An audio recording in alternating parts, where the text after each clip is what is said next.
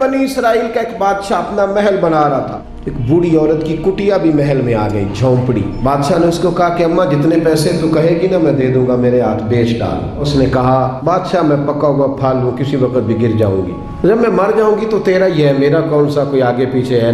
बूढ़े लोग बेचारे कमजोर लोग, अम्मा अपने घर के साथ जुड़ के बैठ गई। कई दिन घर से चिमटी रही, आखिर एक दिन इंसानी जरूरत की खातर घर से बाहर निकली। बादशाह ने पहले से बंदोबस्त किया था कि फौरन गिरा दिया उसका मकान। अम्मा चंद घंटों के बाद आई। हज़रत वहाब इब्न मुनब्बे कहते हैं फिर उसने जो दुआ मांगी तो फिर हिल गए जमीन व आसमान। कहने लगी ऐ अल्लाह, मैं तो मौजूद नहीं थी पर तू तो मौजूद था ना।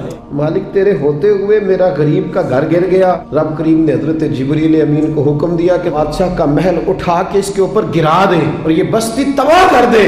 कहा वो महल, वो मिस्त्री, वो साथ शामिल होने वाले, वो इंजीनियर, वो एक ही जगह तबाह कर दिए गए।